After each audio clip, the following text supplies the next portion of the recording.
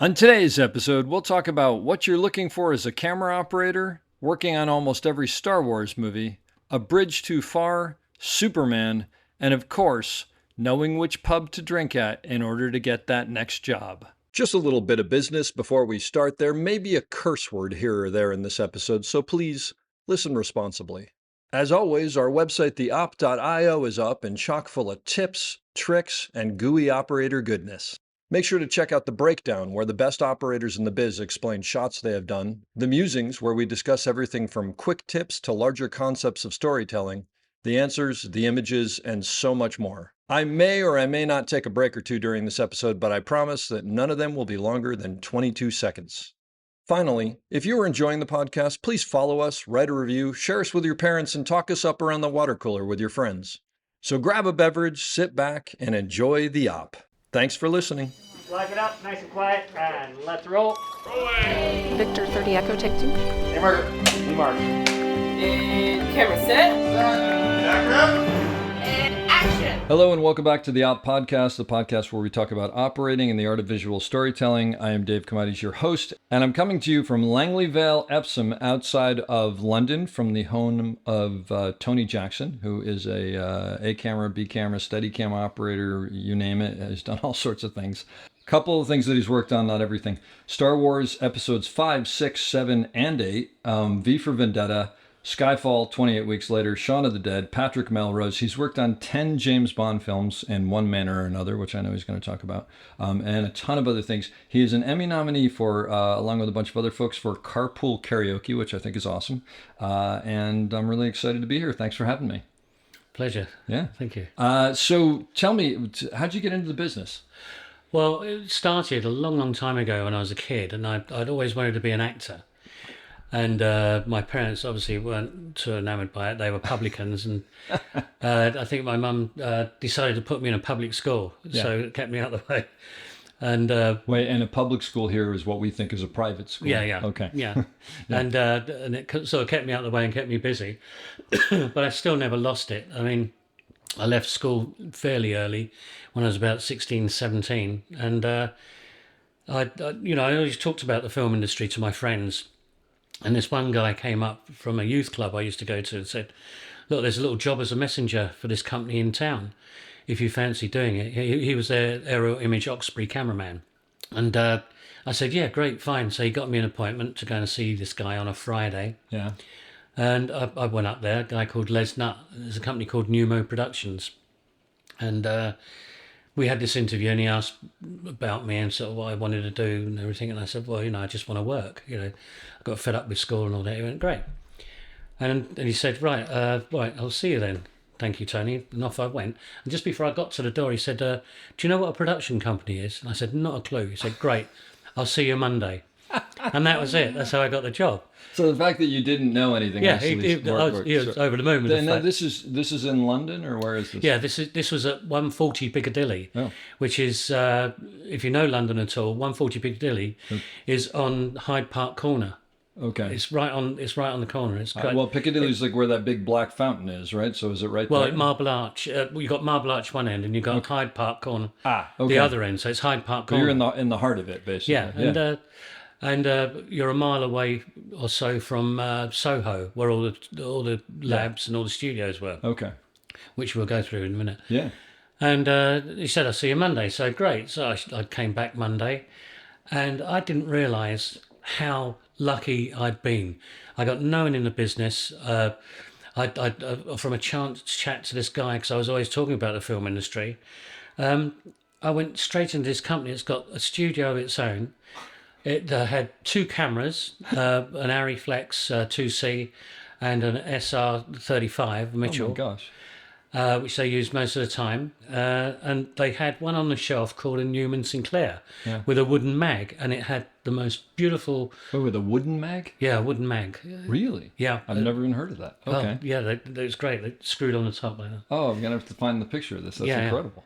and it was a square, big old square. It's with the hand crank and all that. But But hand crank that, like, you'd crank up the you crank it you'd up and count then it. let it go, or Yeah. you'd actually crank and that would be the. It's like elephants have big ears. Elephants have big ears. Elephants have big ears. That's what you would say to keep Yeah, the. That's amazing. And so we had all these different toys to play with, and the movements inside these cameras, I thought was a thing of beauty, because it was like a train engine, the wheels of a train. Oh yeah, like the what are the pull down claw, and then Yeah, there the was pull down and all that. And, There's another thing for the term that held the film in place in between, like the I forget. oh, what the it's called. plate, the pressure The plate. pressure plate. Yeah, exactly. And so basically, I was carte blanche. I just work on the cameras, and so it's great. So I used to be a messenger running backwards and forwards to Soho, and Soho in those days, I fell in love with it. I mean, it was so full of bad things, and for a 16-year-old, it was fantastic. Wait, this is mid '60s or No, early 60s? early 70s, Early mid 70s. Okay. And Was it sketchy, or was it? I mean, was it kind of like not? I mean, a lot of crime there, or well, no, it was a lot of prostitution. Okay. The X films used to be in there. Gotcha. Okay, so sort of like the blue film Times industry. Square in New yeah. York back then. I got Yeah, you. and but it was full of characters. Yeah. I mean, absolutely full of characters. I mean, Mead Street was where a place called Studio Film Labs was, which was run by a guy called Russell Lawn, and or his dad. Sorry, Peter Lawn. Russell was his son. And next to it was a clip joint. Was it what? A clip joint. What's a clip joint? Well, where you'd have women working there. They'd call you through the window, come in and have a beer, Oh, okay. buy them a drink, and then before you know it, you've got an empty wallet Okay. and nowhere to go. Yeah. All right. Wow. They used Okay. to fleece you. And of course, we'd finish working, which would probably be about 10 o'clock at night, and they say, right, you off to the labs. And they had this little letterbox that could fit about 2,000-foot cans in. Okay. But in those days, we used to have about 5,000 or 6,000-foot cans. So you had to sort of tape them twice. So we used to take them all in one and then cut it and then do it. So I'd be outside the door for quite a long time. And 16 years old, I came from public school. I didn't know what it was. It was a boys' school. And to have this woman come out and say, "Here, little one, fancy a bit," and I'm like, "What? Fancy a bit of what?" And it's like, and then the sudden reality going. Then I started to sweat and think, "Oh, I've got to get away. I've got to get away." Yeah. And trying to do that with the panic of getting everything right. Oh boy. But then when you look back at those days, it was so much fun. And I'm sure. And I used to know us saying, "Oi, Curly, over here," after a few years. And I used to get to know them, and they were all sort of faces of the area. That's hysterical. But I used to love it. Yeah. And you had the marquee around the corner. So it was a bustling place, and all the film industry was there. Sounds like you were in the middle of it. That's Oh yeah, really cool. we had we had pubs we used to go to for work, which I'll come to in a minute, because this was after I left Pneumo, because then I spent 2 years there, and this was in a day of you either you got a union card and you can work, or you haven't got a union card, you can't. So it was a closed shop, and so to get to open the closed shop, and so I got no one there, no one for me. I'm on my own. Les really looked after me like a second father. Yeah. And plus the fact that every Friday everyone got so smashed in the industry. It's the end of the week, and everyone got so smashed. And on one of those parties, you end up like, I was 16 years old, and I'm drinking like a lunatic. Yeah. With all these other people, all these guys that were like ex-fighter pilots. And all Oh that. my God. Because that's how the film industry became about. It was a lot of army guys came in, because it was run really regimented. Sure, it makes sense you- to them. Yeah. when people said, right, get me that 18mm lens, 18mm lens. Yeah. And give him the lens. And Sure. it was very army. Well, and also I always thought about it from that point of view of, like, you can go on any set, and if you know your job, you just fit right in, because it's all compartmentalized Yeah. and everything works Oh, the exactly. same. And it's the same as the army. Yeah. I mean, everyone was. I never spoke to the cameraman because he was two above me. Because I was the loader, You're the loader. Yeah. and I could speak to the focus puller anytime, and they say, right, ask them for the teas. You know, ask them if they want a tea and all that. Because I did the teas, the food. I used to get the food up, put it on a table, and I used to go right over the top, put tablecloths on and knives and forks. I've heard that back in the day when you were the clapper loader, that was the biggest part of your job. And also, someone told me that the other part that was very hard was getting money back for that you spent on the tea from that. Tell me about it. Yeah. Can I have £5 for the month? Sod off. That's like, but you're earning paying your 10 dues. times more than me. Just get the tea and shut up. I'm just making sure that what I heard was You had to know how everybody's tea, because everybody has Oh, their yeah. tea differently, right? Oh yeah. The Yeah. color, the sugar. It's like, oh my god. And was this back with the tea lady in the cart and the squeaky Yeah, wheel? yeah, that's right. That's right. At Pinewood Studios, the first thing I did there, for real, was Space 1999. Oh my gosh! And, it was a TV show, right? Yeah, okay. with Martin Landau and Barbara With Bain. that, like, there was like a big like RV sort of thing on the moon that drove around with all those Yeah, wheels. that's and right. Yeah, the Eagle. Yeah, oh, that's great. And we used to work 8:30 in the morning till 5:30 at night. On Friday afternoon, I used to drop the clapperboard at 1 o'clock, so we had the 15 minutes, because they say, right, we have to take 15 minutes, and it was my job to actually stop the shooting, no matter how I did it. So what would I put the clapperboard in? I'd drop it on the floor, go, oh, sorry, and pick it up, and they go, oh God, we've gone over the 1 o'clock. We have to go on for another 15 minutes. So we do the shot in 5 rather. Yeah. And have 10 extra minutes okay. for lunch, always, every Friday. And it was little things like that. Yeah. And we finished at 5:30, and that was it. And off you went. And it was like, and the tea lady came in at 3 o'clock, and literally, I used to have to keep my eye on what they were filming on my clapperboard, and keep one eye on the stage door.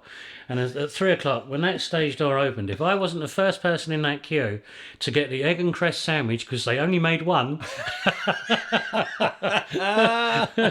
for 50 people. And was that the egg and crust for the director of photography, or Yeah, okay, yeah, all right, okay. or it may be the operator. Yeah, but whoever wanted it. Yeah, whoever okay. wanted it, but it had to go to the camera Oh, crew. because the grips and the electricians and everybody else were sending their own person, so you had to be at the front of the line. But also, we were the Purple Road Mob in those days. You were we what? were known as the Purple Road Mob, like royalty. Oh. You know, I could actually Purple walk. Road. Oh, I could road. walk to the front of the queue.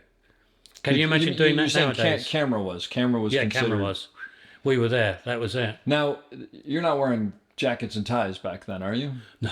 Okay. No, It was- thank God this for was that. after No, that. that was slightly before Yeah, my time. I don't know when that time. But finished. I had worked with people that were still Yeah. doing that. Well, at the Kelvin time. Pike, who we talked about, he was doing Yeah. that back in the day. I just didn't know when the transition happened. Yeah, I mean, there's a few gaffers at Pinewood that, Johnny Swan or Johnny May, they used to wear collar and tie. Yeah. You know, but it's great. like it's a hard thing to get out of. But so, if you were in camera, you were sort of the elite.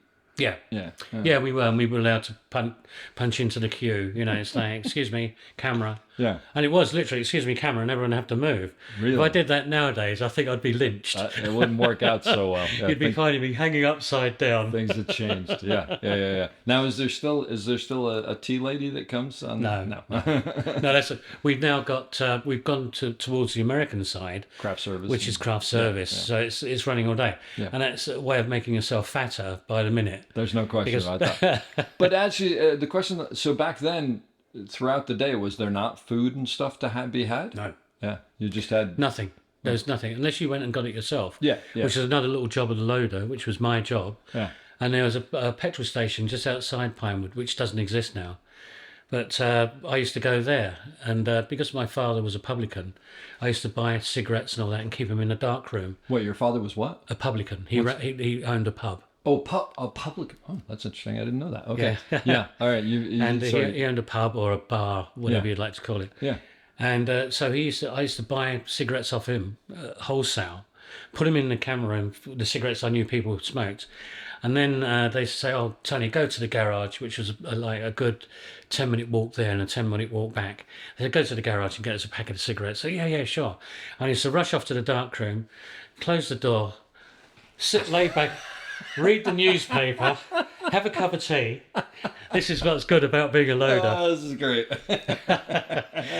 Take a packet of cigarettes off the shelf and go straight back to them and say, right, you owe me Yeah. whatever it was for the 10 And shillings. charge them full price for. Yeah, charge it full price. All right. So I made money. So you made a little off it. It's like the tea, you know, I used to make the tea. So I bought the kettle, bought everything, bought the tea bags and all that. And I used to charge them a £5 a film. Everyone used to have to give me a £5 for the kettle. Yeah. And then someone said, that kettle has been on 4 films that I've been on. I went, yeah, but it's like, you know, he goes, yeah, but. And he picked it up and smashed the hell out of it. He said, now buy another one. one. Because we bought that 10 times over. That's great. So you got done a few times. Yeah, But, that's great. That's fantastic. but anyway, back to Pneumo Productions. Yeah. So anyway, I was really lucky. I ended up doing Ridge Oxbury for them, doing a thing called the Little Mermaid cartoon. The movie. Not yet the movie. Yeah. Oh wow. It was, I think Disney did one and then we did one. Okay. And desperately can't remember the director of it. He was a Canadian guy. But we did that and it was great fun. Very boring, but great fun because you're in the dark most of the time. Yeah. Right. Working off the... Because the Oxbury is the thing they use for animation. Yeah, back the then. aerial image Oxbury, you did titling with it and Yeah. stuff like It was that. a huge camera, right? Oh, yeah. You had BiPAC in it and everything. Yeah. And the weirdest thing was when I did directing for about 3 years for a commercial company, and I wanted a show reel. And I went to this editor friend of mine. I said, "Can you do me a show reel?" And it was on the computers like. And now, when I did titling, it used to take me a week. Yeah. And that's like getting You're saying the colour. directing you're talking about now, more recently. Yeah, no. Yeah. When I did titling then. Oh, yeah. Yeah. When I did directing. Yeah. When I did the titling then, in those days, when I was a kid, it used to take me a week. Yeah. And because you had to do the colour right. Oh, yeah. You know, you had to do colour test cyan 20, Oh my gosh, I can't cyan imagine. 25, cyan 15, cyan, you know. If you've ever done a colour test on a thing, Oh, yeah, and it yeah. drove you mad. And so you had to get the colour right. And then you'd put all the colour charts up and the guy would come along and with his little eyepiece and go, right, we'll have that one, which is magenta 15, cyan 20, you know, and it's like, Wow. oh, it's such a thing. And then you got that. Then you BiPAC'd it. So you put the black, you did a matte, moving matte on it, whatever. Okay. And you BiPAC'd it. So you put the black lettering, you shot the lettering, the white lettering coming up, you know, on a black, and you reverse it, so you get the neg, so you get these internegs. Yeah. So you had that black, and then you'd burn that onto the film. Oh wow. Okay. And by that time, when you got that right, you then that would be a week, Yeah. and so it'd be a week to do a titling. And when I did this sort of directing thing, and I wanted a little bit of a show, I said, right, can you do this for me? He went, yeah, what do you want? And I said, this, and he said, what do you want? Do you want rolling titling, or do you just come on side to side or whatever? And I said, I'll just do normal, just let it roll up and all that. I went, Yeah. done. Yeah. 5 minutes. And I went, what, is that it? Yeah. And he It's went, changed well, a little yeah, that's bit. it. And I went, Jesus Christ.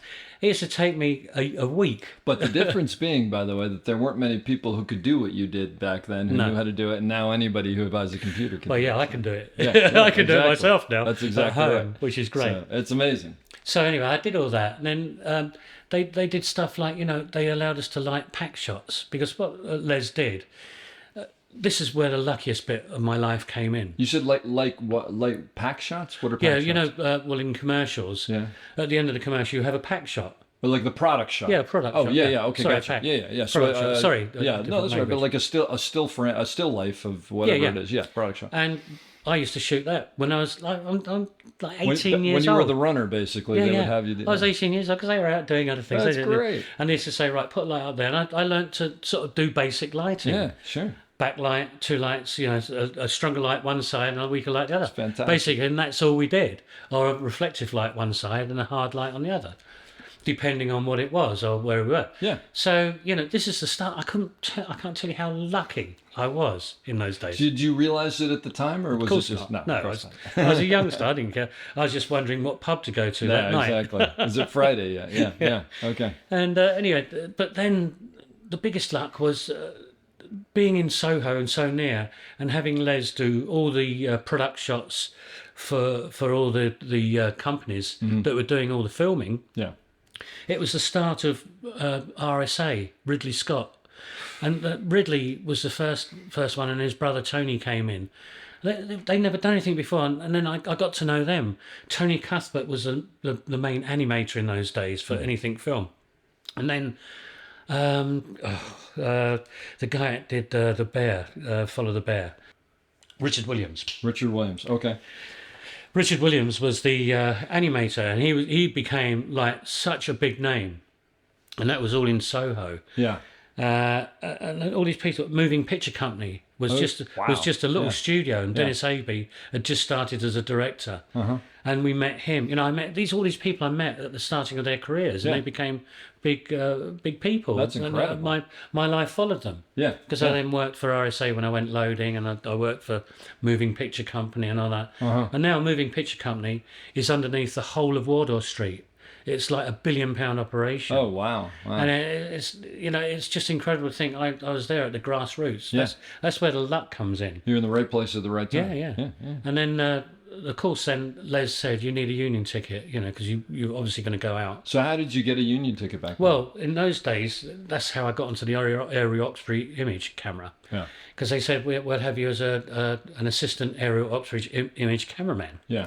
And so I went to a guy called Bill Burrows at the ACTT, Association of Camera Technicians and Television Technicians, Okay. which was the union in those days. Oh, okay. And I went to see this guy called Bill Burrows, and I said, I need to get a ticket, right? Get your company to sign this out, and you've got to have a referee and all that. And, Yeah. and they said, yeah, we'll look after him for a year. This is a trainee scheme. He said, right, you now got a trainee's ticket. And I spent a year, and I said, right, I'm going out as a loader, and I got my full ticket. Okay. So now I'm allowed to work. Yeah.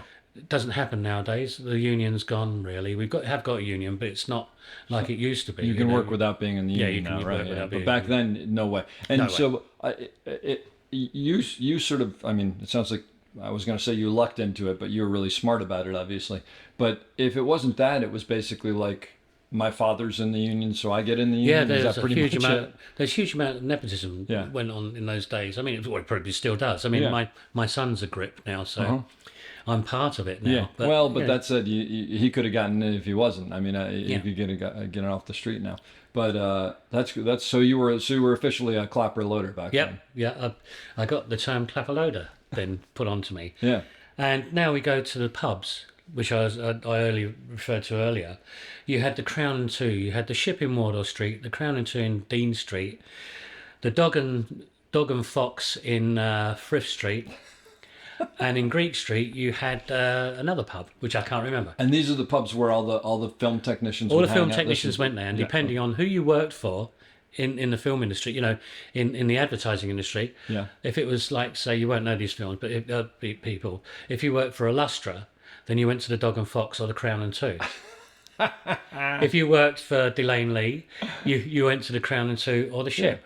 If you did feature films, you went to the Ship in Wardour Street, and vice versa. Wherever the nearest company was. And this was well known. I mean, people. Oh knew, yeah. Okay. No, it was run on alcohol. The whole film Yeah. industry in those days, and it's like we used to go to these pubs to get work. You'd see a focus puller or other people there. There was the names walking around. But you the knew where to street. find them, basically. Yeah. Like, yeah. Oh wow. I mean, Harvey Harrison, who I did a lot of work with in later years when he was a cameraman, he was a focus cum operator then. And he had this long mop of curly black hair, and he was the man in commercials. And I remember seeing him walking down Wardour Street and everyone going, oh, look, there's Harvey Harrison, because he was a big name in those days. Yeah. As an operator, he was Alec Thompson, Okay. who's a noted cameraman Yeah. for various things. He was his operator. And of course, okay. I then worked for Alex later on as a loader. Mm-hmm. But, we did, I worked for Alex in commercials, doing it. And he was a great man, absolutely fantastic cameraman, the nicest person you could ever meet. Mm-hmm. And in the end, I actually co-directed with his daughter, China. Ah. And that's where the directing bit comes in. But with Harvey and all that, and they used to go to the Ship. And the man that owned the Ship used to fund little films. So the Ship was one of the pubs. Yeah, in Wardour Street. He used to fund like short films and stuff. Yeah, he used to fund them. And he used to have this amazing safe upstairs that no one really asked him where he got his money from. I'm sure it wasn't a very good place. But his wife was called the Duchess because she always looked down her nose at everyone, because we were a bunch of Herberts in those days. And we called her the Duchess. She used to sit at the end of the bar with a bun and everything and be there with half-rimmed glasses, looking at us all in disgust. And But perfectly happy that you're drinking yeah, your yeah. husband's Oh, pub, yeah. by the way. Yeah. And Harvey went in there one day and said, look, I'm trying to get funding for this film for the desert safari, the race, the desert race, and we're going to shoot it. And he said, yeah, how much do you need? And he went up there, signed the form saying, right, you pay me this back. And he went, boom, Boom. there you go. And that's the interest you owe me as well. And off Harvey went, did the job, came back, paid the money, thank you very much. Wow. And I'm sure the ship in Wardour Street funded a huge amount of Yeah, it sounds like it. films. I mean, it was great. But anyway, so I'm in the pub one night, and in the ship, and a guy called John Dean came in. I knew him from the commercials I'd done with him. I said, "Oh, John, we had a drink together," and he said, "What are you doing on Monday?" And I said, "Well, nothing really." And he said, "Do you fancy doing a week's testing? Testing cameras for a film we're going to be starting." Yeah. And I went, yeah, sure. And off we went. We went to Samuelson's in Cricklewood, using the PVSRs, which, like, in those days, they were the creme. That was it. If you worked on a film that was using a PVSR or a Panaflex camera, That was a big movie. Yeah. it was a big movie, and you could do anything you like. Everything fitted. It was you put it on your shoulder, using everything. It was a fantastic camera. And I did a week there, and he liked, working with me. He said, "What are you doing next week?" And I said, "Well, I'm off. I'm off. I'm not doing anything." He said, "Do you fancy coming with us to Holland to do this film?" I went, "Yeah, sure. Bridge too far." And all of this because you were having a drink at the pub. All this because I'm having a drink Oh, with the that's pub. fantastic. And off I go to do Bridge Too Far, and I did the second unit with him. You were the clapper loader on it. I was a clapper loader on Bridge Too Far. Wow. And I worked with Harry Waxman, Wow. How old were you? 21 then. I mean, that must have blown your mind. You're going to Holland and there. Yeah, I'd never been away before. Wow. 21 years old, never been out of London. Amazing. And there I am in Holland for 6 months. 6 months. Yeah, Of working- a second unit. Yeah, working on this film.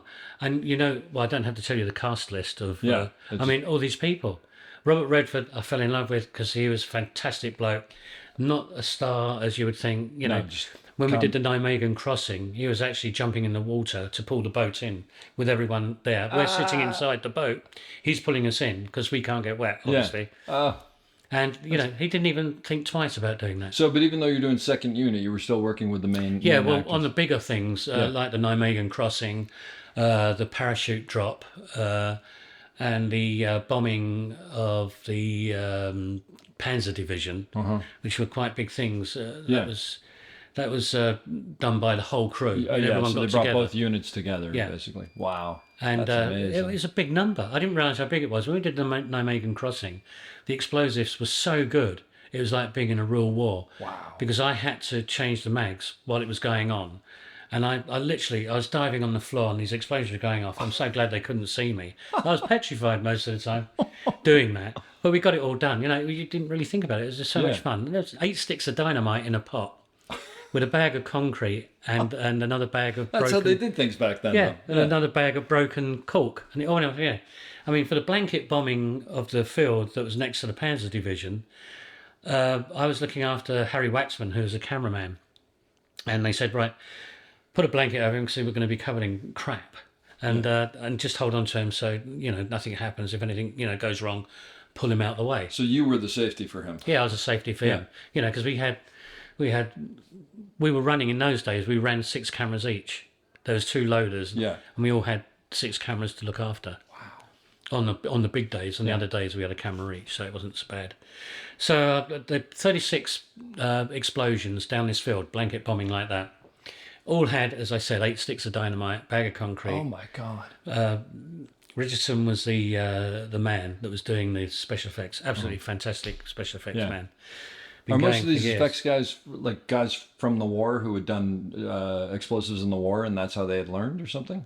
I don't know how John. His father was a special effects man. I think he learned off of him first. Okay, gotcha. But he was, by that time, he was a known special effects guy. So this film was just great for him. Amazing. It was superb. Anyway, all these 36, bang, bang, bang, bang, bang, all the way down the field.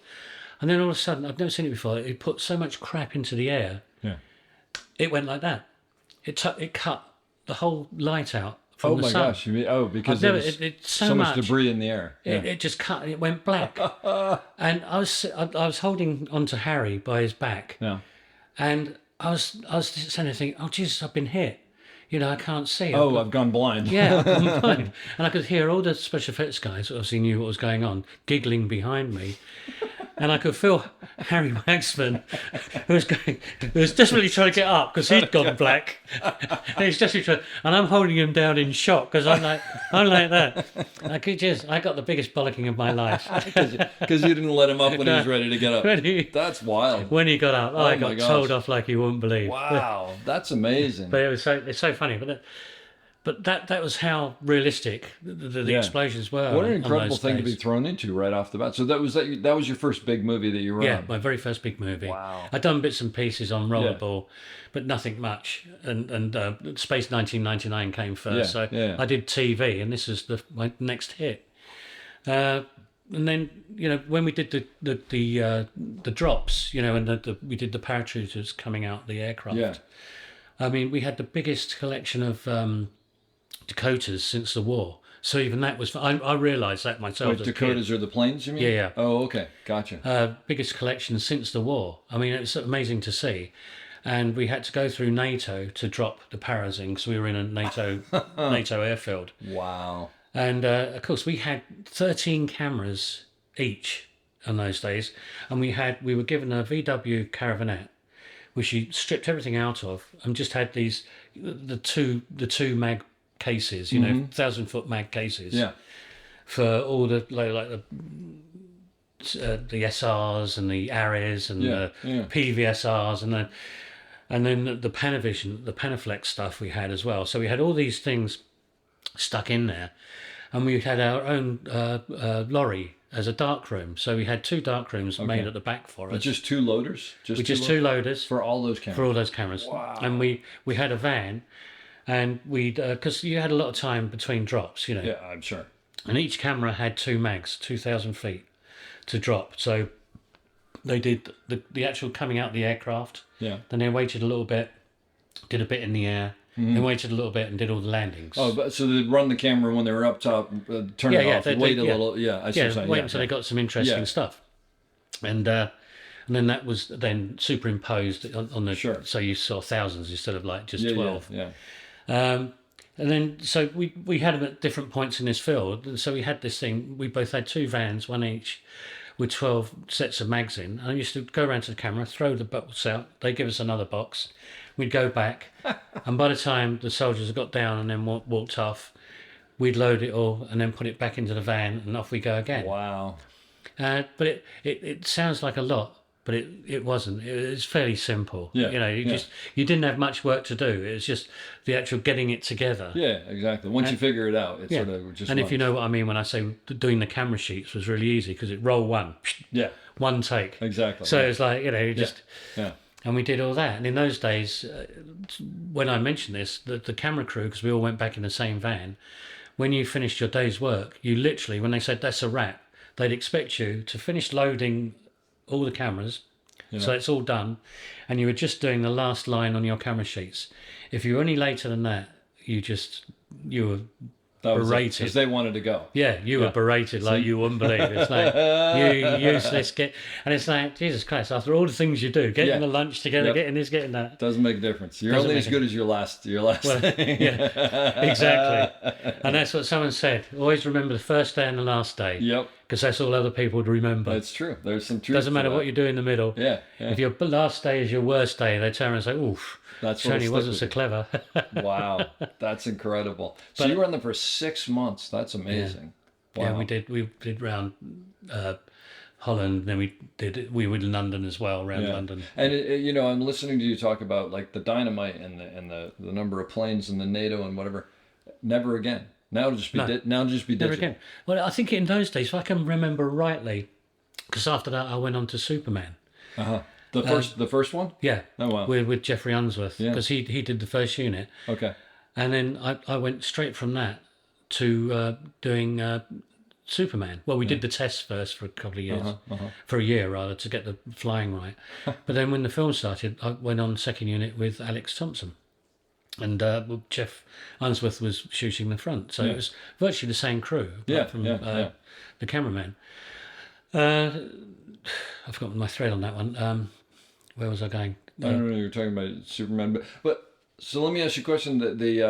it sounds like you kind of got in with a group and you sort of stayed with that group. It just went from job to job to job. Yeah, in a way. I mean, a lot of people did. For some unusual reason, I didn't. I roamed about a bit because I quite liked companies. I was in with a few directors. And Okay. I used to do commercials a bit more than features in those days, and I like the freedom of being with other people. So I did have a permanent crew, which was at that time was Johnny Deaton, and but I then moved around. I mean, I had another permanent crew, which was Alan Hume's crew, Oh, okay. and I also had and then I went on with Frank Elliott, which was another crew, which was Jack Cardiff. Jack Cardiff you worked with. Yeah, I Wow. worked with Jack for quite a bit. That's as a well. well-known name. Yeah. Well, the cameramen I worked with were Jack Cardiff, Chris Chalice, Alan Hume. Is Alan Hume related to Martin Hume? Yeah, His yeah, it's father? his father, Oh, okay. There and you go. Simon Hume. And Simon Hume is Yeah, Martin's son. Okay. No, they're Oh. brothers. Oh, Simon and Martin are brothers. I don't. yeah. Okay, I haven't met either of them yet. So, okay, gotcha. So That's, Alan Hume. those are big names there. Yeah. That's amazing. And where else was I? You work with a lot of these people as a clapper loader, or Yeah. There's Clapperloader, then on to going Yeah. on to Focus and all that. and when you were a clapper loader, did people want to help you move up, or did they want to keep you as a clapper loader because you, Well, a you lot did of the your time, job yeah, they well? wanted to keep us a clapper, especially Yeah. if you were good. Yeah, well, that's what if you got the tea right and the sandwiches right and all That's that. right. Yeah. But also it's like Dead Man's Shoes, you know. What's you, that? Well, you didn't move up until someone moved off the Oh, crew. I see what you're saying. Yeah. We there's an opening, and that's Yeah. the only way it's going And to that's happen. it. You know, they may want to go off and do something else, or they've moved up themselves, and you move up into Yeah. their place. Understood. And because I was ducking and diving out of crews, because Yeah. I quite like not being in a crew because it was too uniform for me in Mm-hmm. my life. I met lots of people, but it was great because I met lots of ways of working and stuff. That's great. Yeah. There are crews I didn't want to work with because there were some hard crews out there that someone say, "Oh, don't want to work for Don't those." work You for know, them. But they're hard work. what was what you were when you talk about bopping from crew to crew, was that not normal though? Did most people stay with the same crew most of the time? Well, yeah, they did. Yeah. I mean, it wasn't normal at my level to That's what I'm saying. jump around, to jump to around. bop around. I mean, it may be, we were talking about things I wish I'd done differently. Yeah. This is one of them. I wish I hadn't have bopped around a bit. But then I was really happy to meet the people I met. I Sure. wouldn't have met some of the people I worked with. Yeah. I worked with everyone in the end, not as like a B camera or an additional camera. I came in to work with the crew, Yeah, yeah. and I loved it. It was Yeah. great, and all these different styles. And it's weird. In the days, if you did adverts, you looked down upon by the guys that did the films. And if you did adverts, you wouldn't let the film guys come anywhere near you. Yeah, It's like, oh, no. everybody's better than everybody Yeah, else. yeah. It was really funny. You had this hierarchy that was like Sure. mental. Did as the clapper loader, did you interact with these actors much? I mean, Yeah, as I put the board on, Yeah. you chatted to them. Yeah, But it's like yeah. it was all very much sir this and sir that. I mean, I had a great repartee with Betty Davis. She did a thing which I did with Alan Hume called "Watch It in the Wood," okay. and as a Disney film.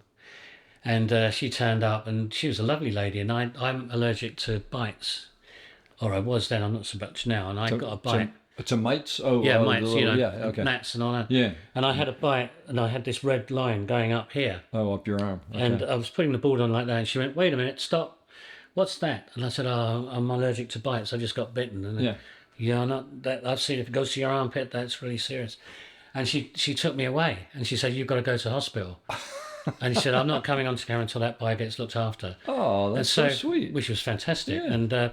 And of course, as you full well know, the film industry, Yeah. they took me out of her sight, got her back on the camera, and said, Yeah. just sit in the medic's tent for a couple of minutes, and then Come back in 5 minutes. We need you. Yeah, but her heart was in the right Yeah, place. her heart was yeah. And I didn't want to Oh, go to that's really hospital. sweet. I didn't want to go to hospital. It's like Jesus Christ, really. Yeah. The bite. Yeah. But anyway, and she was really lovely to me, Oh, and that's she really was a nice. really nice lady. And so the fact that we were playing American football, would you believe, with a soft ball. in the field, throwing it to each other, and she came out of a caravan and we threw it and it hit her in the back of the head. Oh, jeez.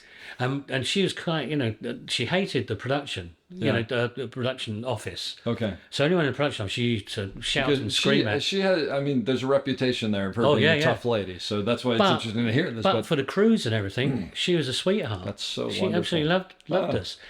And she threw it and I went, and she didn't. We're all looking the other way. We didn't do anything. She just turned around and went, I know who it was.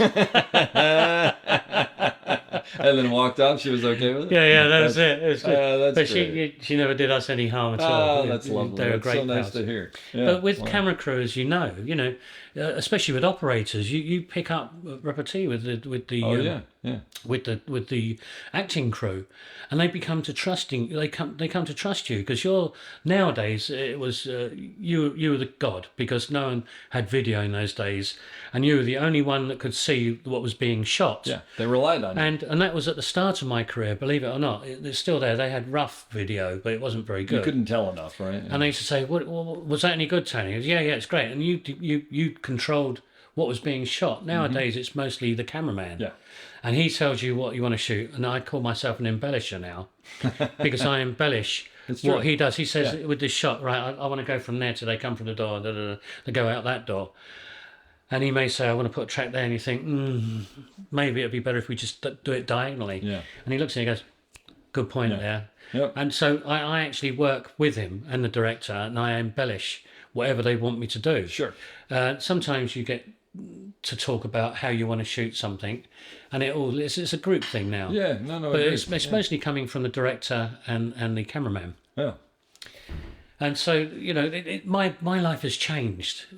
From being like, it used to be quite stroppy, not stroppy, but what you said was, this is what we're doing, this is how we're doing it. Bang. And you didn't move on until the camera operator said it was okay. Yeah, and you say, so is that so? You had a certain bit of power. Didn't last very long, I've got to tell you, with me, because that was the end of the era. But you get a taste of it. And then I got a little taste of it. But then it came in. But then I didn't mind that. You just have to go with the flow. You have to go. That was what, let's say, that's what my father did. Mm-hmm. But now this is what I've got to do because this is what my children are going to be doing, if not better. Absolutely. So you move with it. The styles move. Like in those days, the camera very rarely moved too much. You'd be here on an 18mm for a wide shot. Yep. Then you go there for a 50. Then you go even closer for you stay here. 50, go closer, and then a 75 closer still. Yep. And the only trick I learned of an operator said, move to the side. And it looks like a different...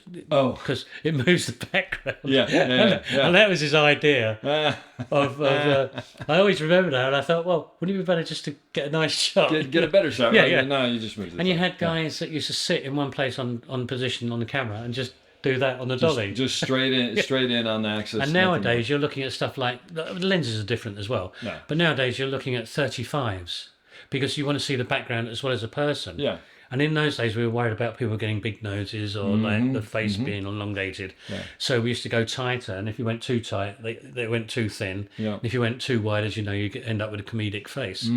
But nowadays, I'm in there on a 35, and usually we go in, we move around, Yeah. and we find interesting shots to... Yeah, it's definitely changed a lot. There's Yeah. no question about that. So how long were you a clapper loader before you went to second AC and first AC? And I'd say I was about 10 years. 10 years as a clapper loader. 10 to 12 And then how years. long as a second AC? As a second AC, I probably did about... again, about 9 years or so. Now, the first Star Wars movie you did, Empire, you were a clapper loader on? Yeah. And that was, Kelvin was the operator, Kelvin Pike? Alex, I was on the second unit. Oh, you're on the second unit. So it's Okay, Alex gotcha. Mills. Okay. I've actually got a picture on my staircase of me on that. Oh, yeah? Well, I'll have to take a picture of it before I leave. Yeah, have a look. So where did I you can go put it out? on your phone, actually. Yeah. Did you go out to, where Well, we were in the studios most of the time. Oh, you're mostly doing in the stuff, yeah. studios. Okay. Was that a fun thing to work on? Yeah, no, it was fantastic. And not only that, I mean, I can't remember what age I was then. I was probably coming into about 22, 23 or something, I can't remember. And I remember going to the crew showing, and just I wanted to be a Jedi Knight. I saw Star Wars and I it's wanted like- to be a Jedi Knight. Yeah, Oh, I mean, I that's just good. couldn't believe it. I was totally enthralled by everything, and the famous, titling at the front of the Oh, film, yeah, and that yeah. noise and all that, and it was the best thing ever. What a cool thing to be a part of. Yeah, right? and then all of a sudden now it's been part of my life, oh yeah. Well, my whole life as an operator yeah. or in this business. Well, like I said, you worked on 5, 6, 7, and 8. So I started my career Yeah. on the Empire, and I finished my career on, I think, Acolyte was the last thing I did, Oh, okay, Acolyte. Yeah. which was a TV series. Yeah. But then I did, as you say, the last Yeah, you've done more. penultimate than, one. Yeah, yeah. That's so because I was going to say, when they made Star Wars, it wasn't a thing because it was just another movie. Nobody knew. Yeah. But by the time they made Empire, that must have been like, this is a huge movie, and because of how well Star Wars It's did. really weird. I think you're in a sort of like a position of flux. Where you weren't sure whether you were big. Yeah. Or whether you were, I remember. is that right? Okay. I remember having chats with George Lucas. Sounds great, doesn't it? I was Yeah. having a chat. Yeah, yeah. As a loader, saying, right, we'll come over here, and he was doing a lot on the second unit with us. Just Okay, getting I was going to ask stuff. because you didn't direct the first one. Yeah, just trying to get it all together because Yeah. he's very involved with what he does. Sure. Brilliant brain. It's like, I mean, there's a few people in this business where I'm so glad I've met. One of them was George Lucas because of the way he thinks and everything like that. Yeah. And the other two were the Wachowski brothers. Oh, V for Vendetta? Yeah. Well, I did two or three films with them. Oh. Which was one was in Berlin, which was Ninja Assassin. Oh, I don't know that movie. Okay. Yeah. Then V for Vendetta. Yeah. And we were up for doing what was the last TV series they did? It was absolutely fantastic. Sense8. Yes. Sense8. Yes. And I John saw, John Toll shot that, I think. yeah, Harvey Harrison was did the other three films with them, and they wanted him to do this, but he wanted to retire. He didn't want to go around the world, and so Didn't want to go. but around. they probably I think John Toll was always going to do it, but Harvey was going to be involved with it as well. Either doing second unit or whatever. Yeah. And he just didn't want to, he was getting old and getting on at that time. And, and I was so upset, when your heart just sinks, you think, Yeah. I You're looking really, forward to really that one. wanted Yeah, to do yeah. that. So they're just I because loved of- working with their brains. Well, I mean, the thing is to come up with something like The Matrix, and actually the thing that impresses me even more than The Matrix, people haven't seen it, is Bound, which was their first movie. It's such a brilliant movie. I mean, it's a very different movie than The but Matrix. the way their brain thinks, the way they work, the knowledge of the post. And we were just like thinking about, I wanted him. We wanted to be on his right hand side, but the way it's cut, we've got to go into this room on his left hand side, and then you get involved in that as an operator. Say, well, go in on a steady cam, and as he goes through the door, you cross him, Find it through there, yeah. and you come in on the right hand side, and you say, well, yeah, wait a minute, let's get that. You want to do that, and they both go off, and they come back and go, yeah, that's great. And they then, because then they've worked out exactly what's going to happen in that room Everything else from yeah. that side. Yeah, from Because that. they are actually thinking, how can we get out of this? We've got to go to the left. And that's showing nothing in the room. They want to show the room. And it's like, da-da-da-da. And just a little simple thing like that, which operators do, Sure, yeah. And more so, or sometimes more so, Steadicam operators. Yeah. So I was going to ask you, what year did you get into Steadicam? Well, I Malcolm McIntosh did the Disney film that I was talking about with Betty Davis, Okay. and he did the Steadicam on that, and I got interested in it. And after that, I started to go up, and I did a load of Steadicam stuff with him, and then As an assistant. as an assistant, okay. as a focus puller. Yeah. And I thought, and then I started to think, well, I've got to go operating, and I think I went after Supergirl. I think I went, and I just thought, well, I'm going to be an operator, so I've got to learn to operate. Yeah. So not only did I Steadicam, I did underwater and I did aerial, Oh, wow. I did the lot. Yeah. and then there's things I found out that, like aerial, didn't last too long because of the helicopters, and Yeah. I had a near go on one, and I thought, well, that's someone telling me to Yeah. cut that angle off, and Smart. and then also with underwater, it became a business, And it's like, in those days, it's like, I just done a kit on, just you get all this kit together so you know the kit. Yeah. And you just go under it. And all of a sudden, you've got insurance companies saying, well, you've got to be a stage 2 business. Oh, okay. You've got to Because do it's a much that. bigger deal to do it. Yeah, and it costs a lot of money to do the diving, because you had to do it properly. Yep. Which I understand as health and Yeah, safety. sure. In our don't want to days, deal with it. Yeah. And I thought, well, I don't need to do that. I really don't. For the amount of times I was using it, Yeah. there's no need. I still like doing a bit of aerial, but there's no need for me to do that now with drones and all that. It all disappears. Yeah, absolutely. Life moves on. It's like, with the Steadicam, I think Steadicam is coming to its like... We'll see. I mean, we've all thought it was coming to it. We all thought like it was the ending, and it never seemed. It always seems to come back. But now I'm thinking of stuff, like you've got the Ronin, you've got all these little the Stabileye, which I the just saw, Stabileye. which is unbelievable. I mean, all these fantastic little things that are coming up. Yeah. And really, I mean, Steadicam, you walk and talk, and that's what it is. Yeah, yeah. But now, depending on where you got, sometimes you have to use a Steadicam because of the size of it. Yeah, sure. But I mean, There's other ways to do things now. There's no question about much it. more other ways, and also with the Steadicam, if you're doing a long walk, you're like saying, well, give me a few minutes this and a few minutes that. And I always say to people, I've got a rickshaw, and sometimes I work off the rickshaw quite a bit. Yep. And I say, well, you know what your days were like on the hospital film. Yeah, in ER. Yeah.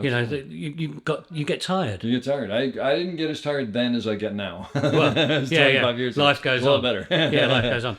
But then with these things that you've got now, you say to them, well, you can do that, which I'm quite happy to do. Yep. But if you're going to do 20 takes and we're going to do them all different sizes, That's exactly. this is the way to go because I'll do it within minutes. Yep. When did you make the jump to camera operating? I think after Supergirl, I decided, and this is what all the kids have got to think of now. Yeah. I've known some brilliant technicians in my life, and I hope that as a technician, I can be called one of them, as a focus puller and all that. I learnt my trade quite well.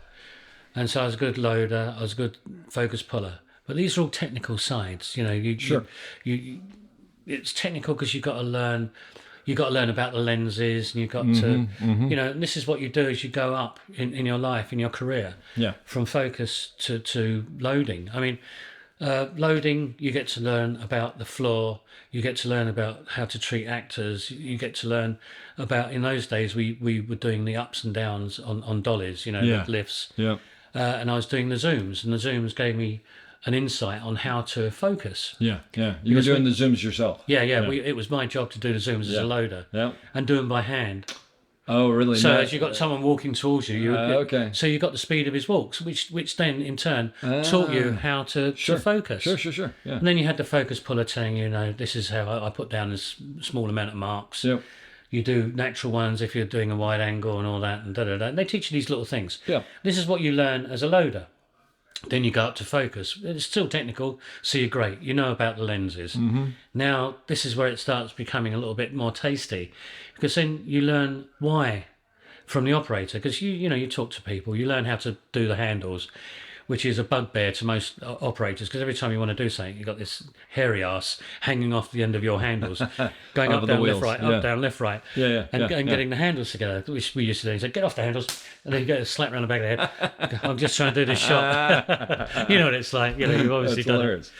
And so, you got in everyone's way. But then, you had these moments with operators, and it's like, why did you use a 50? Well, because it contains, and we want to show his emotions. So we want to keep the background soft, so it's just him, you see, and nothing else. And, all stuff like that. So you learn about lenses. You learn about the property of the lenses. You're just talking about it's the point where it becomes more of an artistic thing as opposed to just a technical thing, This right? is roughly where I'm getting. Yeah. So it's still technical. So you're learning all the technical sides. What's in focus, what's out of focus, what stops you want to actually get a two-shot together, and all that rubbish. Yeah. And then my biggest worry was I learned to do the handles at an early age, so I wasn't too worried about that. Yeah. And it's strange. I try and relate to people and say I move my eyes and my hands move, and that's how I look at it. Do you ever? How long have you been working? We call them the wheels, but how long have you been working on the handles or the wheels? Since day one. But which is what 30, 40 Yeah, years, 30, something 40, like that. 30, 40 So let years, me yeah. ask you a question because I do this. Do you ever get on there? You've rehearsed the shot, you've done whatever, and at the last minute you look down and you actually aren't quite sure which way to turn it? Because the thing is, this comes to a thing on I was talking about with Skyfall. yeah, okay. But Yeah. I do twitch. Yeah, but I the do thing is, twitch. I don't know about you, but I know that if know when I, you're if there, I you think go- about it, I'm screwed. But if I forget about it, it'll go the right way. Oh, yeah. yeah. Before every shot, or before most It's shots. amazing. I do that. Yeah. You just turn it a little bit to make It's sure that. you're the right way. Yeah, It's that. and it's All incredible. I know is, you won't be able to see this, everyone, but Yeah. well, I'll explain it to you. Up and to the right. Up and to the right. Up and right. Oh, you have a way of remembering which way it that's is. it. Yeah. Every time I get on a remote head, if someone's fixed the head up before I Yeah, get there, yeah. I do that and go, you got it the wrong way around. Yeah. So basically, you take your hands and you push them from the center out. Yeah, that's and it, it's that. up and to the right. Oh, I see. That's Up and right. interesting. Even so, I'll still always go. I wonder which way. But it always goes the right way as long as I stop yeah. As long as I stop. You thinking should never about ever it. think about what your hands If do. you think That's about why it, I you're tell screwed. people I follow my eyes. Yeah. And it's like, if you do that, Yeah. my hands do it automatically. Yeah. It just happens. It's And that's so- what I do through the camera. And So I'm not almost- doing that. And almost I just- everybody says the same thing. It's Yeah. like, oh, I forget all the time. And I tell younger operators that because I think they berate themselves when they forget. And I go, no, we all forget. Yeah. It's very strange. It's those jobs where it's purely on instinct and Yeah. and how fast you get there. You know, your reaction yeah. time. Because you really, when you're doing stunt shots, it really is like that. You just got to turn it really quick and just go. And you can't. you don't if you have think time. about it, you don't have time. You don't Yeah. think about it, and that's where You react. it's a reaction. Yep. And Yep. over all these years, my reactions are there. Yeah. You know, you they just have don't- to be, or else you wouldn't still be doing it. Yeah, you don't forget it. But you did bring that up. You told me earlier. You said there was something about working on Skyfall and the pressure of Skyfall. getting the Now, shot. the pressure, I mean, everyone says, oh, what a fantastic job you've got and all that. Sometimes and I've it got is. to tell you, Yeah. being an operator is a fantastic job. Yeah. You get to do everything. It's just superb. You know, the actors talk to you because you're like, once the director leaves to go back to his screen and the cameraman goes back to his tent to check the colour out and the lighting, you're on your own, and so are they. And sometimes they're just as nervous as you are, and they turn around and say, so what are you seeing? And you'd say to them, I'm here. Yeah. That's all I do to them. Show I'm 'em here, what- I'm yeah, there, yeah. or I'm there. So, you Give them know, the frame size so they know where they're at. Yeah. and so they know how much acting to give you and what to do, because you'll be exhausted if you did it 100% every time. Anyway, so you become their crutch. Yeah. And a lot of times, I mean, at times I've got off the camera after doing a shot and I've gone, perfect. Perfect, yeah. You Yeah. nail on the head, Yeah. bang. And we don't have to do another one. Yep. It's, dialogue like that, that's it.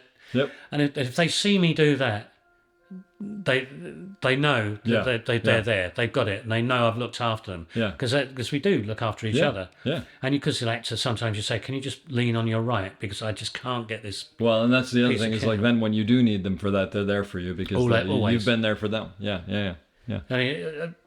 I mean, the actors. I mean, it was great. The last film I worked on, I had one actor. It was really sweet of him.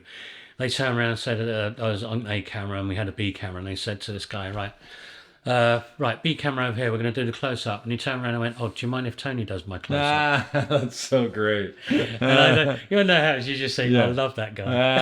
That's very nice. What a pat on the shoulder. That's fantastic. Yeah. But it was like a 6-month project. Yeah. So we But all they got get to know used each other you. really Yeah, well. absolutely. And it is. It's Yeah. a crutch. And But that's so- what's lovely about the job. But The anyway, Skyfall. the yeah, that's right. pressure. Yeah. The worst part of it is like on Skyfall, if you all remember the train crash halfway through the film, you see Yeah, okay. him go into the underground and he goes deep into the underground, into the sewage system, and all of a sudden the train comes through. Well, that shot where the train breaks through the roof and goes and hits the wall at the bottom. Yeah. London Transport didn't want us to do that because it involved a busy station. If you Yeah, notice, yeah, the yeah, station's yeah, busy, but yeah. the train was empty, and they would only let us do that shot if the train was empty, and no one got. It was obvious that no one got hurt. Yeah. Even the fact, I think they had a bit where the train driver went, "I'm all right, don't worry about me," at the back of it. Yeah. And we started that at 8:00 in the morning on the Bond set, on the Bond stage at Pinewood. Pinewood. Okay. 8:00 in the morning. there, and we start setting up 13 cameras. We set up, of which 2 were moving, and I had a young operator with me, and I said, "Well, look, you take the wide, because it was just a matter of just moving one handle, Yeah. and you'll be fine." Now, it was on a monorail system, which gets taken out by post, Yeah. and so none of us have seen the speed of this train, because it was built. It was a 6-month build to Wow. build this, and we can't see the train because it hasn't crashed through the wall yet, so we Yeah. don't even know how big the So train you're is. guessing at all this. So everything's Those are guessing. the worst. And so so he's I've got him on. I can't remember what it was. Let's say a 25. Yeah. Or an 18, whatever. Yeah. So he's got the whole. All he has to do is just twitch Yeah, it. he's gonna get something. No matter He's what. going to get because they just wanted 2 moving cameras, Yep. and so we set up all the static ones, coming towards us, going away from us, side one, top one, Yep. every imaginable thing. And the reason why we do that is they don't use them all, but if one camera breaks or something goes wrong, and it's like on the house, we had 2 cameras drop pixels when they blew up the house. Okay. In Skyfall, when the whole house went up. You dropped it, meaning there was a problem with the Problem with 2 of the recording. cameras. But you had how many other cameras? But we So, had we had about 15 cameras Exactly, on it. yeah. We've had long, wide, Yeah. short. We had a little bit of action with stuntmen and everything. And we set all those up. There's only 2 operators on that as well. Yeah. And we set all that up, and I set it up, and the crash was done with a virtually life-size model with the helicopter and all that. And so, you get all this, and it takes time to set up. So we set all these cameras up inside this tunnel. And then it comes to about, we've worked all day, gone for lunch, come back, carried on working. Special effects guys are still putting in explosives and all that. Yeah. And it's getting later in the day, and I think 5 o'clock. It's like, Jesus, we haven't shot anything, and it's 5 o'clock. And this is a film business thing, isn't it? You just, especially with operators, because we're like another like AD really. Yeah. You just want to Yeah, push let's it on. just so keep you get going, the let's shot. just keep going, Let's yeah. get the shots done. Yeah. Come on, like over here, you go over there. Well, the other thing is, I don't know about you, but I always look at it and I go, "There's only so much time.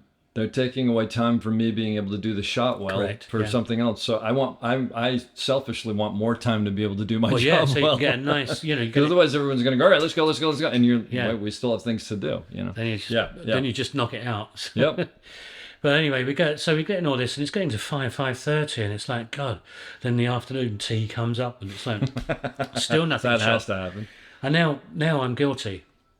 Now I'm thinking, oh God, why is it taking so long? Da-da-da. No one cares, but it's just what goes through you. Yep.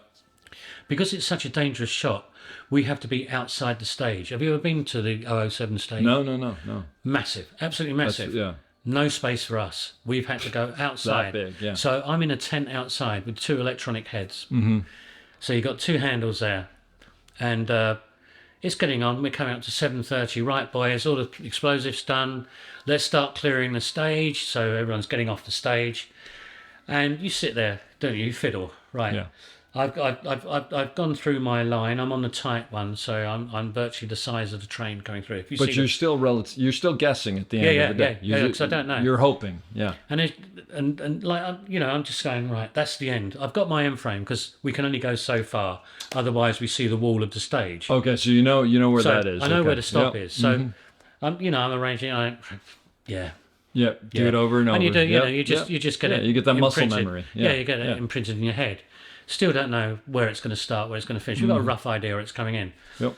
So right, then they start, and I'm doing the twitch now, left, right, Yeah. left, right. Which way's up? Up, Which down, way's down? up, down, Which way's up? left, right, Yep, up, yep, down, yep, left, yep. right, up, down. And I suddenly think, Jesus Christ, this is the end of my career if I get it wrong. That's the worst thing. And then you got to push that out of And your it's head, like, right? yeah. Oh, yeah, that went out very quickly. But Don't you think do. that, yeah. You think that, you think, Jesus Christ, I've got to get this right. Yeah. And not only that, it's a 6-month rebuild and £1 million. Oh my God. It's a £1 million shot. Because they're going to destroy everything. Yeah. Yeah. It's a £1 million shot. All the build they had to do, 6 months, £1 million. This is not what you want to be thinking right before well, you're this about is to do this shot. Yeah. So yeah. it's like you're thinking, Jesus Christ, now the pressure's on. Yeah. Then the monorail starts. So it's right, turnover, all getting turned over. And from your vantage point, can you see it? You can't see it Nothing. coming. You're looking at a I'm- blank wall that it's I'm coming outside. through. I'm outside in the Yeah, black yeah. tent So with a you got screen. nothing. With a screen in front of me. Yeah. So I can see what I'm shooting. Yep. But that's it. Nothing else. I've got no visual where, So because you usually have no concept of when it's going to usually hit. when you do these shots, you have a visual. That's why you I have asked, you have a real visual over the top of your monitor. Yep. So you can see where everything is. And Jeez. I've got nothing.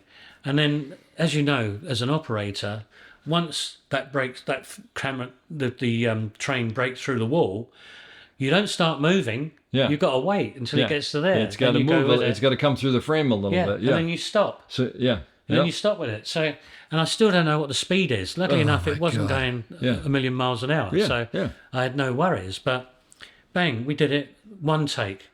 8 o'clock, 8:30, 8 o'clock in the morning until 8 o'clock at night. One take. Thank you very much. Yep. See you tomorrow. And that was it. And that was after it. that, I went home, went to the pub, and I think the pub asked me to leave. Yeah, there you go. But those shots are always so funny to me because there's so much buildup, and it's like 10 hours or 8 hours of yeah. setting and sitting around and this and that and the other, and then it happens like that. Yeah. And then you go home, and Yeah. that's it. What did I do? What did I do? Yeah, exactly. But obviously you got it. So Yeah. Yeah, so pleased. And bless him, the young guy just overshot a little bit. yeah. And he went, oh, that's it. Oh, I've done it. I don't. And you go, no, it's fine. They can zoom No, in. no, and I go, can, yeah. don't worry Yeah, about yeah, it. they'd be fine. Don't Yeah, worry about yeah. it. You can do so much. Yeah. You've got places to go. So you got the edge of the wall. You vignette it, or Yeah, whatever. Yeah. Just they'll go in 10%. You're So fine. sometimes it's not as much as a worry as you think it is, but you do get that point, and that's probably the most expensive shot I've done, Yeah. and the most worrying shot I've done. It's well because of the expense and the time. I mean, that's a Yeah. lot. That's a lot of pressure right there. But at least you got it when you were 30 some years in or whatever, and you've got all that to pull from. Yeah, and yeah. all those tricks and whatever. Yeah, I love stuff like Yeah. that. But I think that's a lot of what we do. Is a lot of it is sort of pushing out the nerves so that you can do your job, right? Not Yeah. thinking about that stuff like Well, that. it's strange. I do stuff at home with other bits and pieces with my friends, and I worry more about that, and I show more you nerves. mean just like personal projects? Yeah, and yeah, stuff and like I that. worry more about that, and I show more nerves at doing stuff like that than I do at work than I've ever done. You know, if you think, sometimes you look at me and you think I'm not really doing much, or but it just doesn't show. You know, you learn not to show it. No, You know, that's absolutely right. That's absolutely Because right. you can't. I mean, you can't be confident to someone if you're bottling it, Yeah, and you've got to be confident, and that's that's a huge part of it. Do you get nervous when you start a show? yeah. What now? Has the nerve? I mean, when you first started, it was obviously, can I do the job? Which you can do. So, what's the nerve? What are the nerves now? Like, what makes you nervous before a show? Well, no, if I can do this, can I make it good? Or, Yeah.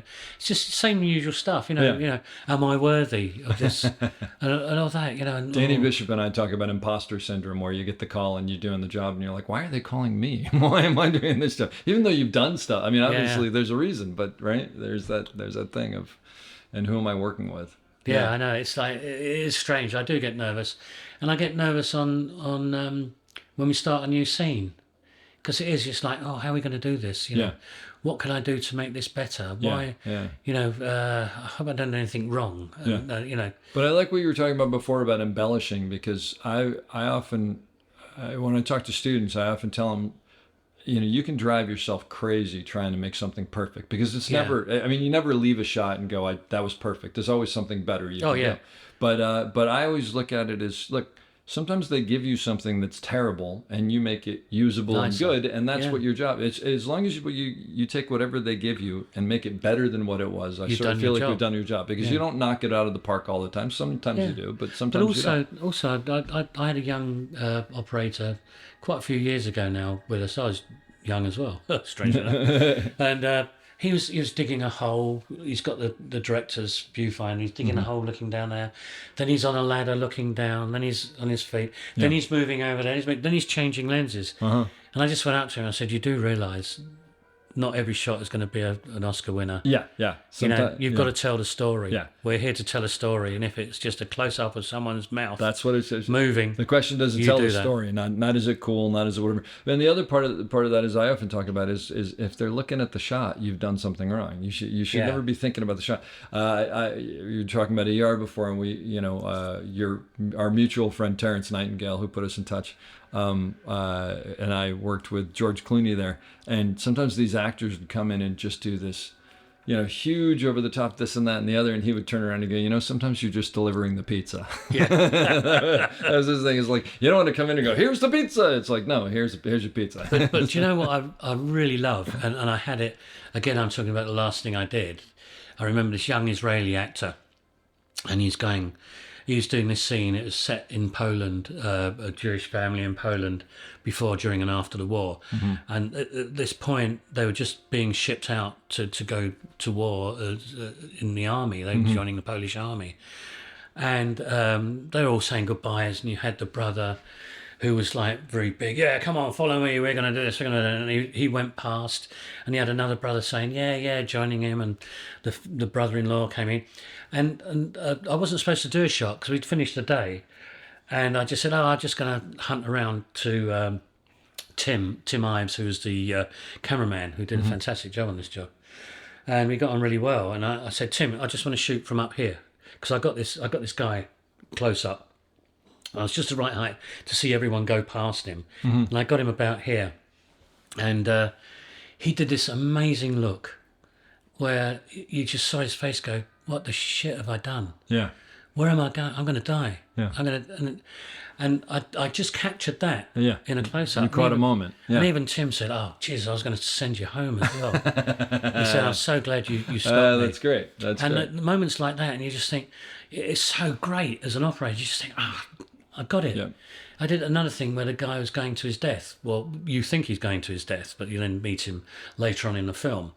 And it's just that moment, just that little look. And actors, there's some actors that can do it. It's amazing, and I mean, I'm assuming that you're what you're talking about is that thing of when you have your eye on the eyepiece and something happens and it just affects you, and you realize this is a real, genuine moment that I've just and it's not even I caught it. It's I happened to be here, and they they at the right time with them. It's incredible. But it's like on this film again, because it's closest. I mean, there was also. When I was on Maleficent, Angelina Jolie did a look to us, and it just went straight through my body. It's like, what the? Yeah. Oh, and I said, I got it. Yeah. And it's just things like that. And people, Angelina Jolie, Brad Pitt's another one. They got these. They can get the camera. Yeah. And they eat it. Yep. And you get that look. And it's on this one. We had a German officer interrogating this woman. He'd already beaten her. And she got up and she said, why are you doing this? We're all humans, why are you doing this to me? And then we went into his face to hear. And he said, because you are a dirty Jew. And I had to turn to the camera and said, I can only do this once. I can't do this. Wow. I Because said, it was so really strong. It's really affecting me. That's amazing. And Wow. we did it once. We got it off. But it's amazing how it affects you. oh yeah. And I'm absolutely. quite Yeah. I don't get affected by anything. Yeah. But sometimes But it hits you. that's the only time when I turned around and said, we're only going to do this once. Because I can't. Yeah, that's powerful. Or someone takes over. Yeah. And it's the way he said it. And it's like, and all the uniform and everything, I'm there. And I've been working on this scene sort of most of the day. And it's like, you just think, God, that really hurt. Yeah, which is amazing, and it's really incredible hurt. to be a part of something like that. Even when it's horrifying, but it's amazing to be a part of something like that. Wait, so you were talking about the younger camera operator on Skyfall. When you have a B camera operator, what do you look for in a B camera operator? Like someone who's Well, coming really, it all depends. I mean, B camera operators. I mean, I love B camera operating. I love second units. I do too, actually. I mean, I just love being on second units. Yeah. But as a B camera operator, you've got to let the A camera get in, and you've got to have a really lively eye. And I've been told I'm pretty good at it. I don't know. You'll have to tell me when you. I've heard from people that you're pretty good. No, I mean, and I can see things as a B camera operator. Yeah. When the A's there, and you just got to keep out the way. And I've got to tell you, the B camera gets the accolade because the A camera is getting the story. Yeah. And he's usually got the wide angle. You've Yep. got the beautiful close-up lenses, and you don't get to use any of the equipment. No. You know, if the crane's there, it's A camera. If the dolly's there, unless you've got two dollies, it's the A Yep, camera. yep. And so you've got nothing. Yep. You're flying by the seat of your pants. But that's sometimes the best way because Oh, you it's- got to make something good out of yeah, it, right? I love it. Yeah. And it comes back to the old days when, you know, when I first started, we used to do stuff with a ball of string and some sticky tape. And that was it, you know. Yeah. We did a puppet show and the guy turned around and said, why don't we put the camera upside down? Well, why would you want to do that? He said, because I'm going to hang the puppets upside down and no one will ever think of looking at their feet full of wires. Ah, that's great. And I remember when I went, That's fantastic. yeah, because Yeah, there's that makes nothing a lot there of to sense. say No, where no, it was. there's you nothing know. to say that. It wasn't That's real. And we all thought, bloody hell. Yeah, that's fantastic. Yeah, And it was all done from underneath. But anyway, so from those days, coming into second unit, yeah. you know, you've got to see these shots. You know, you got to also think about editing, which is another thing. I was going to ask you about this. Which is another thing you got to learn. I mean, I did a year with an editor in his suite, This is, Go. what's his name? Basil. This is Basil, who has his. What does he have? A squeaky Yes, pig. Yeah, it's Hi, his Basil. favourite toy. Yeah, Basil's very happy right now. Yeah. Yeah. Okay. You gonna sit, Basil? I spent a year with an editor, just watching him, sitting there in his suite, Yeah. as many nights as I could do a week. Just a friend who was editing who you said, can I take well, a he look? was he was a good editor. Yeah, I mean, yeah, he wasn't yeah. But I mean, and he was a somebody mate. you But know. it, Yeah. and he let me sit there, and I learned all about editing. Why do you do that? Why? Yeah. Hey, Tone, look, if you do that, you can get that sort of effect. And, Yep. You know, and we don't always pick out the best shots. You know, if we do this. And So do are you that. are you thinking about the edit on set then? Yeah. Yeah. Well, especially as B camera, not so much as A, because you're building the scene, Sure. and with a B camera, you're doing the fillers. Yeah, you're grabbing the You know, pieces. if someone's stubbing a cigarette in the ashtray and it's important, Yep. you get left behind to do that shot. Yeah. And which is nice because sometimes you get left behind to light it as well. Mm-hmm. And so there's another little sort of bit to Yeah. your CV. And it's like, you know, you've got to know, you know, obviously, you know, about the line, you know, Yeah. I won't go through that because you've No, obviously of had course, yeah. the thing about it. And so you know the lines, you know where you're going to look, and you always put the tight camera on the inside and the wide on the Mm-hmm. outside because it doesn't matter, you know, where they're looking, but it does matter on the tight camera Yep. because you can't have a wide eye line on tight. And you get used to doing eye lines and using the line and saying, and you think, well, I can get this or I can do that. Or what about crossing the line, which is another thing. Yeah. You know, and if you've got the geography and they're against a wall, if I cross the line, It's so funny because there's so many people who are afraid of that, and I always say, look, my whole thing is, well, there's the lighting, and that's another issue, and Oh, yeah, sometimes the DP doesn't want you to do it. But if it's not going to confuse you in the edit, then there's nothing wrong with it. I mean, the French overs. I love a French over. Yeah, absolutely. Or the other thing where someone's leaning in a doorway with their hand up, and people go, well, how are we going to get over there? It's like, he's standing in a doorway. You know who they're Yeah. talking to. It's not going to make Yeah, a I mean, difference. you know, you've got three people. Oh, we've always got to be on the left of this and we've got to Yeah. be on the right. No, you don't have to be anywhere you like. Yeah. Put them in the middle. Yeah. If they're either side of your frame, Yeah. it doesn't matter Looking where he's both looking. ways. It's You know? exactly right. Yeah, it's amazing how there are certain people who get stuck in these things. So, how long have you been operating now? Oh, about 30 years. I 30 think, years. Yeah. So you so. must get into situations where you get called and you're working with a director of photography who doesn't have the years that you have. Yeah, but you know, it's a strange old thing. You know, operators are the diplomats of the film industry, Yeah, right? basically. Yeah. You know, That's sort of why I you asked. try and get an answer out of an operator, and it'll be, well, maybe you're good. You know, I don't know. I There's don't no know anyone commitment. that goes yes or what no. do you think of, or would this ever be a good? And talking about new people, even directors as well. Yeah. You know, you treat them with the same diplomacy like everyone. You know, right? I want you to go over here. Ooh, well, yeah, I think the cameraman may not like that because of the light. And it's like, oh, well, he'll be coming through the door on the right there, won't he? Yeah. So if I put it on the left, we're only going to get a short amount of travel out of him. Why don't we put him on the right? And again, we start make him think, you know, like it's usual people. You know, if you've got an ego, it's good to make them think that they've thought it. What do you? They've come and you up start with a it question themselves. like, you know, what do you think? Yep. It's so What do funny you because think? the thing is, here I am all the way across the ocean, and another where you And do we're things talking the differently. same They do language. exactly the same stuff. And Yeah. I was saying to someone the other day, we were talking about a specific shot, and there was a big problem with the shot. And the big problem was I couldn't figure out how to Steadicam the stairs the way that the way they want. So you start it with like, I love what you've come up with here. It is. I love the fact that we're in front of them. We're bringing them down. It's so good. Let me just see. I just have a thought though. What if? And then, Jeff Haley is actually a great operator, and he told me he very specifically tells people that he's like, the first thing you do is you agree with everything. This is the best shot in the world. I usually go through the cameraman if I'm trying to change. Yeah. I will never ever leave my cameraman out. Yeah. I'll always go through. Of course. I would never dream of going up to an operator and saying, well, up to a director, sorry, and saying, this is what we should do. Yeah. Because, there are other things. With cameramen, they want to put their lights in a place because of a reason. Well, you got to protect them, right? Yeah. Yeah. And he's your man. You got to protect him as well as he's got to protect you. Yep.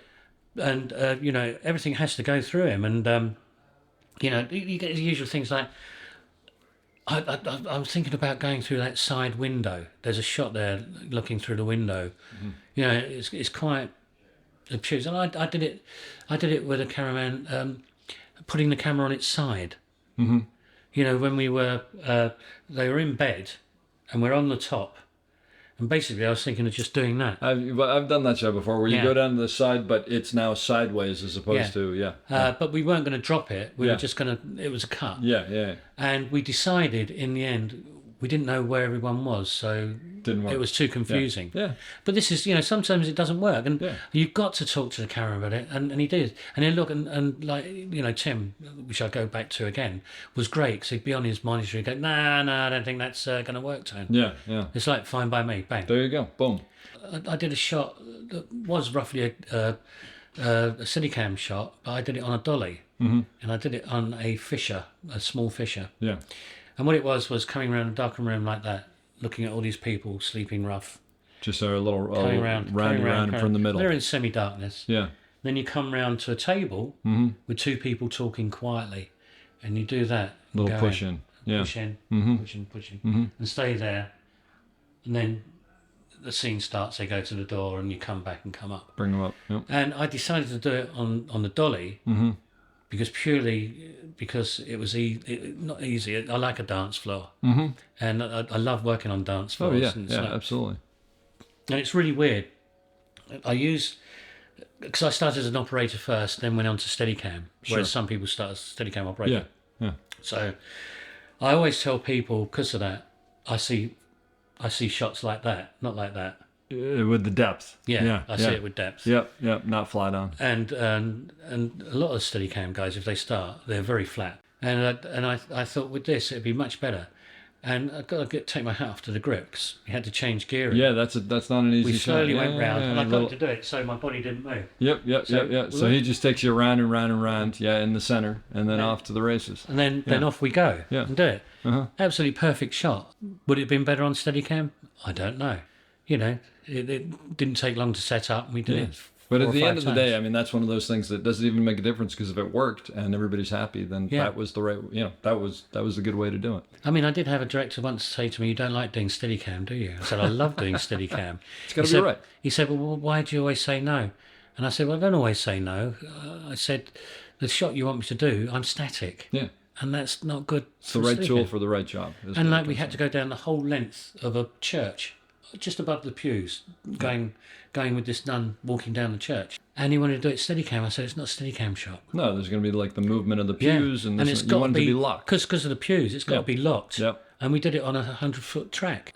Absolutely beautiful shot. Yep. Absolutely beautiful. Yeah. And then, but again, right tool for the right tool for the job. And then he said the static shot. He said, and I said to him, well, it's not a Steadicam shot. No. He went away for 5 minutes, came back and he said, right, I'm start on the doorknob.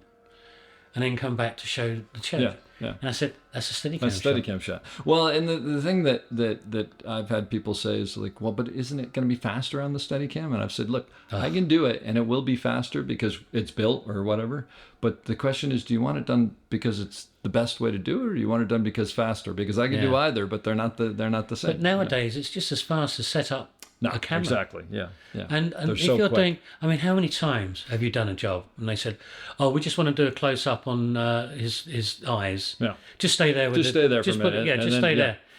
And of course, I had to say, well, let's put it on the stand. Yeah, yeah. And now with things like the Volt and all that, you can actually get quite steady. But I say to him, well, if it's close, I said, you're going to get that little move, and I don't think that's right. it I mean, should- if you want to concentrate, you've got to be static. That's exactly right. And, you know, as you say, a tool for every job. Well, you know. and the thing is, by the time that you've discussed it and they've said what they've said and whatever, you could have pulled the dolly out, put the camera. I mean, that's 9 times out of Exactly. 10. Let's just move forward, do it the right way, and that's the way. Plus, to in go. a lot of jobs I do now, you don't move the camera off the Steadicam. No. It's on there permanently. Yeah, it is. So you've got the camera staying by on a dolly, just wheel it in. Yep, just boom, boom, Takes 5 seconds, even on a set of sticks. boom. Yep. Just smash it Yeah, in. I've been in a couple of shows where I just even stopped doing that, and I just go, let's just bring the dolly in, and they start bringing it in, and they go, why are we bringing the dolly? Well, it's already here, so okay, we're ready, and by then there's I mean, nothing plus, to be if you're argued doing close-ups like that, you're looking at focus, you're looking at what with. you Yeah, can and see it's in the not fair background. to the assistant, and you can't do that on a Steadicam, exactly really. right. Not belittling Steadicam. No. It's just that There's- it's not the thing. Because that's the other thing. I'm not sure when I was talking to you about this earlier, but when I was talking to quite a few operators that had just started and all that, and I said to them, "What do you do when you look through the camera?" And they said, "Well, we got the shot, we set it up, and make sure they don't bump out the top of frame, make sure they don't go out the sides, and keep them in the shot, and that's it, bang." Mm-hmm. And is that it? And they went, "Well, yeah." And I said, when I look through the camera, and I said, this is where it's going wrong nowadays. When I look through the camera, I'm looking at the lighting, I'm looking at the focus, I'm looking at what else I can do to improve the shot I've got, I'm looking at where I'm going to go after I've done the shot, and I'm looking at the acting. And I said, and the clothing, the hairline, if they're wearing a wig, can I see the net? All this I'm looking at when we're doing the shot, because sometimes, you get time to do it, other times you don't. But you get used to doing it. And it's like in the old days when you use a focus puller, you work from the front of the lens. Yeah. What's in the matte box? What's the yardage? What's the well, there's a process. What's the size? What's the stop? What's the filter? Yeah. Bang. Right, and what's the speed? Done. Ready. And you say turn over. But that's what we used to do. Yeah. When everyone says, right, turn over, and you go right the way down it, flick the switch, wait 2 seconds and go running. Everything's set. Yeah. Well, and I think I do the same thing that you're doing. The way that I always do it is I'm looking through there and I'm wondering, what have I missed? Yeah. What did I miss that's wrong? Because there's always, or it could be better. But the thing I couldn't believe was these guys weren't clearing the floor. When you look through and you're right, take that cable out. What's that piece of sticky tape doing on the floor? There's a bottle behind that. I'm doing this. Really? I do all that. Yeah. And it's like they don't do it. Well, the process has definitely changed, and also like nobody's given the time that we used to have. So I don't think people they're not trained to do the things that. Yeah. It's a shame because I think it's been lost. There's something that's been lost there. There's because no, that's the when you say there's a bottle on the mantelpiece, that's the prop man's problem. That's no, his it's fault. not. It's in your frame. It's your problem. I mean, if I'm shooting it, I'm in trouble. There's and it's no like, question about it. and there's this very slight thing where it's going off the rails a bit. But I think we're getting there. Yeah, I mean, look, and there are people like you who are still keeping it. I mean, that's the thing is you got to teach people. And you got to tell them why it's important, and you got to point out you don't have to do it a second time because you caught it on the first one, and that's that's what it is. So, is there a movie or a project that you did that you think doesn't get the credit that it didn't get the credit it deserves, like a favorite or something? Oh, that's Are there too many? Yeah, that's a hard. Sometimes some people can't do it because you worked on a lot of great movies. Yeah, I mean that's a hard one. I mean, Star Wars was brilliant. Yeah. Even Superman in the old days, you look at them now and you think, Jesus, there's a load of rubbish. But back then, back then, that was cutting edge. Sure. Bridge Too Far will never change. Okay. That was I'll give you that. That was always a good film. And the special effects in it. No, it's fantastic. Are pretty naff. And that's history. But it works. Yeah. It works. No. And it's probably one of the biggest films. As I was saying before, I mean, that was, I think, £20 million. That was the biggest film ever in that day. Yeah. And then all of a sudden we went on to Superman, which is like 25 million. Yeah. And this is like peanuts nowadays. No, it's nothing. Yeah, But back then, a Bond film costs about 450 million to make now. They couldn't even think of that back then. Wow. No. Yeah, yeah. I mean, it's mental health. Things have It's gone. crazy. It's absolutely crazy. Apart from my wages. Yeah. Well, listen, this has been fantastic. I really appreciate it. I want to leave you with a question that I leave everybody with, which is basically advice for someone getting into the business now and how to succeed, or maybe what do you wish you knew back then, that you didn't, that you know now? And I'll just let you take us. Well, I think this is what I tell all my guys that come in with me. This is trainees, loaders and focus pullers. Basically, now we've got lots of guilds that you can get in touch with. They'll put you in touch with people.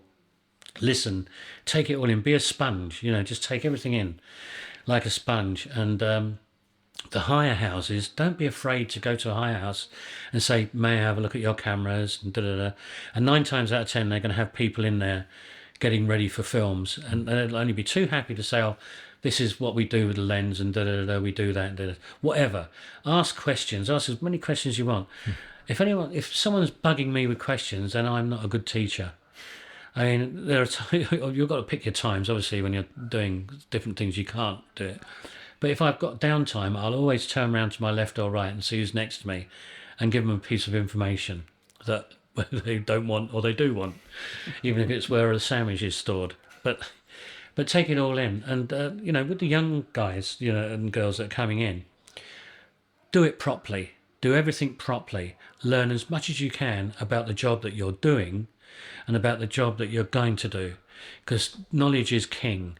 If I'm a comedian, and I have been all my life. When I'm on the floor, I'm very light-hearted, but it's because of my nerves, and I use that as a sort of like a safety.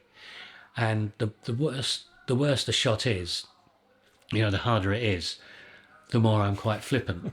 But that's me. That's how I work. And someone said to me once, if you're going to be a comedian, you've got to learn your trade. And I've always remembered that, and I've always kept it with me, and I learnt my trade. And because the first thing you do, if you're messing about or you're doing anything like that, and someone says, "Oh, Tony, he's not that good, he's always messing about." If something goes wrong, it's your fault. If you know your trade and it doesn't go wrong, you're fine. If it goes wrong and you know the problem, you're fine. But if you've got half the knowledge and you're half cocked, you're never going to have longevity in this industry. And I've been here 50 years, so I'm not doing too bad at the moment. I hope you enjoyed that as much as I did. We'll be back soon with another great episode. Don't forget to check us out on theop.io for all sorts of information on operating and storytelling. So thanks for listening and have a great day.